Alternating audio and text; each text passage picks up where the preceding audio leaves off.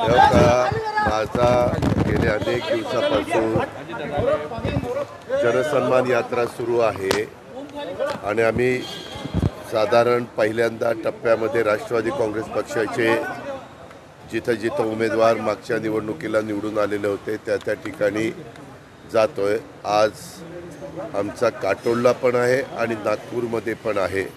नागपूरमध्ये आहे तो लाडकी बहीण योजनेचा सेकंड टप्पा पहिला आम्ही पुण्यामध्ये बालेवाडीला केला। आज पण मोठ्या प्रमाणावर आमच्या बहिणींच्या मायमाऊलींच्या अकाउंटला मी ते चेक पाठवतोय, DBT करतोय। त्याच्यावर तो एक कार्यक्रम आहे आणि उद्या पुसद आणि वरुड मोर्शी वरुड तिकडे कार्यक्रम। दादा काटोलमध्ये तुमची यात्रा, याचा अर्थ असा होता की काटोलवर दावा केला तुम्ही लढणार? एक मिनिट, आम्ही अजून एकत्र त्या ठिकाणी एक पहिली आमचा राऊंड झालेला आहे। आम्ही त्याच्यामध्ये परत बसणार आहोत आणि साधारण 288 मतदारसंघातले कुठले कुठले मतदारसंघ पुढे पुढे निवडायचे त्या पद्धतीनं चर्चा करून मार्ग पहिल्या राऊंडमध्ये दादा किती जागांवर एकमत झालं? काय एक मिनिट, ज्या दिवशी आमचं सगळं होईल त्यावेळेस मस्तपैकी तिघं मिळून प्रेस कॉन्फरन्स घेऊन सांगू।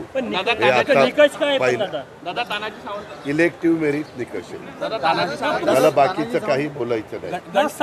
माझ्या पुढचं बोला, त्यांनी असं केलं त्यांनी तसं केलं, मला काही कुणाशी घेणं देणं नाही।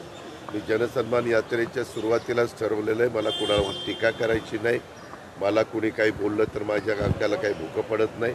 माझं काम मी काम करतो, मी कामाचा माणूस आहे आणि आज चांगल्या योजना अर्थसंकल्पाच्या माध्यमातून महाराष्ट्रातल्या जनतेला सर्व जाती धर्माच्या समाजाला देण्याचा प्रयत्न आम्ही केलेला आहे। ते सांगण्याचं काम आमचं चालू आहे। भाजप प्रवक्ते गणेश हाके बोलले की राष्ट्रवादी सोबत युती केली आहे। ठीक आहे ना, हे आम्ही चर्चा केलेली आहे।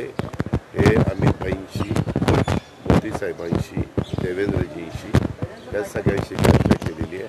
तुम्ही जर असं बोलत बसला तर माझे पण खालचे कार्यकर्ते वेगवेगळे बोलू शकतात। हे बोलण्यात काही त्याला फार आम्ही महत्त्व देत नाही। माझं काम चालू आहे।